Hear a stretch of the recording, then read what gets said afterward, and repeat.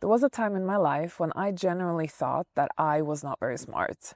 And that was primarily because I had somebody in my life at that time who was constantly dismissing everything that I said, mocked me if I didn't know an answer to something. And in general, this person just behaved as if they were like an expert in absolutely everything in life. So I started questioning myself and doubting myself. And this self-doubt that I had, it actually started looking for evidence that what I believed was true. So I started looking at myself. I was like, I didn't go to university. I don't have a degree in anything. That must mean that I am not smart. I failed mathematics in school. So that is definitely a sign that I'm not smart. On top of that, I'm a blonde woman. I like to look good. I like to dress up. And you know what society says about women like that? I guess we're not very smart. I think a lot of women are comparing themselves to a very, very narrow type of intelligence. We think that in order to be smart, you have to have really high IQ. You have to be very good at logical, kind of complex thinking, like the way maybe mathematicians or engineers or scientists are thinking. So I started to really think about, okay, well, what does it mean to me to be a smart person? What do I value in intelligence? And I discovered how, for me personally, I really value wisdom. I don't particularly care that somebody knows a lot of facts, but when somebody knows life, somebody has been around the block, somebody has life experience, somebody's street smart, they make balanced judgments, they have perspective, like a wide perspective. In the end of the day, it's about how you approach life, how you go about life. So I actually thought that, you know what, this is a category of intelligence that I personally really resonate with. And so anyhow, I started thinking about, okay, so how do I develop that wisdom myself? And surely I can sit here and give you some advice, like read a lot of books and watch the news and seek out highly interesting people or whatever. And obviously these are really good tips too, but I feel like it's not just about knowing a bunch of stuff. I really want us to reshape how we think, how we approach life, because in the end, that is what's going to help us. All right, so let's go over some areas that I believe we all should really reflect over and try to improve ourselves in. All right, so number one, self-awareness. Developing self-awareness is knowing your strengths, your weaknesses, your triggers, where you're wrong, where you're right, what are your blind spots, etc. It's about having difficult conversations with yourself. It's about knowing that you don't always have the answers or you're not always right, and that's okay. And maybe not being very judgmental towards yourself with regards to that.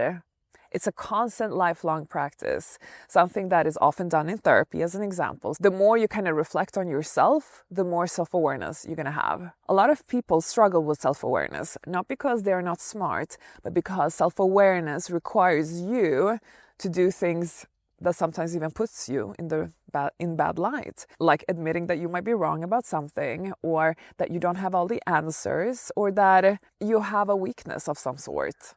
Next in line, metacognition is basically about you thinking about your thinking. So I think a lot of people, they just think about, okay, what do I think about? Fill in the blank. When actually, a lot of people who have a lot of intelligence, they oftentimes have a habit of thinking, why am I thinking like this? Why do I think these thoughts? Because it's so important to kind of cross-check with yourself where your thoughts are coming from, because sometimes some of the thoughts we pick up might not come from good places. Sometimes we might pick up some unhealthy thoughts. Actually, this leads me to another point, because another thing that a lot of intelligent people do is that they are not attached to certain beliefs. Like they always stay open-minded in one way or another. Their beliefs can change at any point, because the whole point is the more information you gather, the more common it is that you end up actually changing your beliefs, because you're like, you know what? I actually did not think about that. So yeah, I think differently now about fill in the blank. Highly intelligent people really want to know the truth.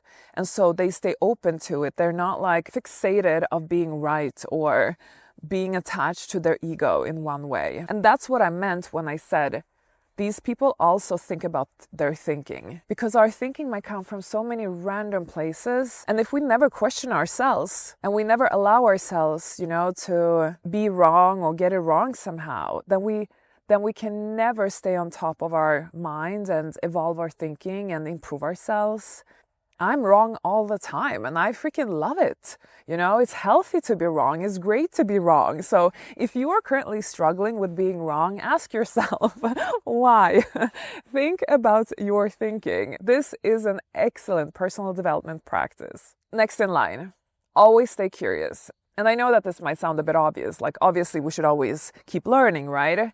But it's not just about learning and consuming like information constantly. It's really about just having a curious mind. Like I said, keep an open mind, keep it curious, keep it active. Don't just settle on autopilot type of thinking. Always have a habit of question everything in life.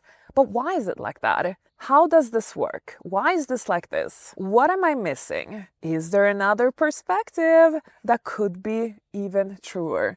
I mean, there are so many interesting questions that we can always keep asking and think about, Don't just assume that you have all the answers, that you know everything, because nobody does. Certainty really does just close the mind.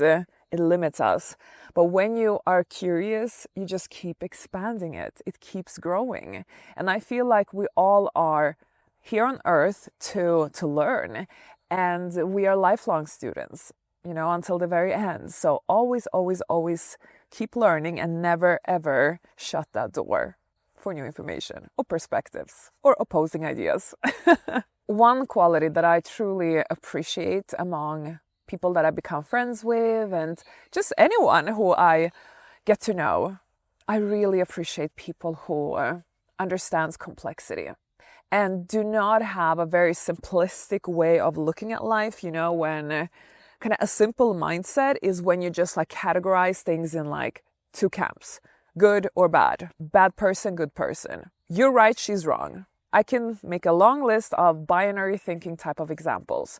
And mind you, I think, of course, this might also be a little bit behind like age and maturity levels and things like that. Although I feel like I've seen this type of thinking in all age groups, in all levels of society, And so I really appreciate when I meet people who are like, you know what, first and foremost, two things can be true at once. I know it sounds like a cliche, but we speak a lot about that in therapy.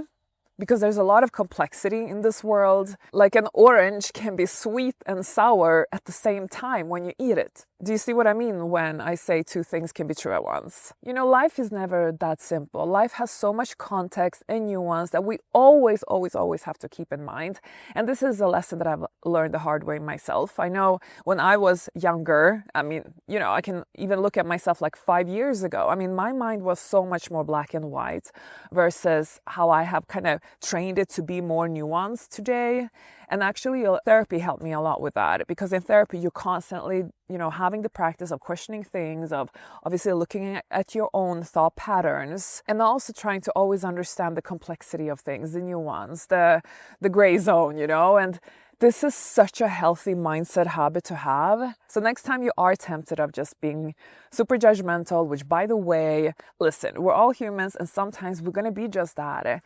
But I think the true wise skill is to practice as much as possible to not fall into those like easy behaviors, And it's going to sometimes take a whole lifetime to become good at that. I'm still practicing, I don't always get it right, but the aspiration is to get there one day. Another super strong trait, which there are actually two traits. I'm not saying they only come from like traumas in childhood, but oftentimes people who have experienced some traumas in childhood, they do gain some benefits as a result, and they become oftentimes very smart later in life.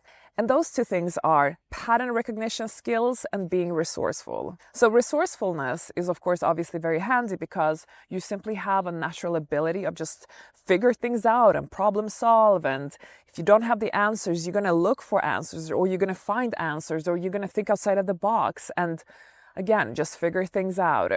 And same goes with pattern recognition. So with pattern recognition, unfortunately, it's like a trauma response. It's when you are living with some form of hypervigilance, so you are actively looking for patterns to keep yourself safe. Yeah, that's kind of the sad part. But in adulthood, you can actually use that a lot to your advantage, and it does sharpen your intelligence tremendously. And so people who are really good at pattern recognition, they simply can read really well between the lines, and they can connect the dots and pick up on details that maybe other people would miss. And that helps them in many areas, in creativity and in logical thinking, in strategic thinking, in so many ways that of course makes you become more smart or wise, however you want to call it.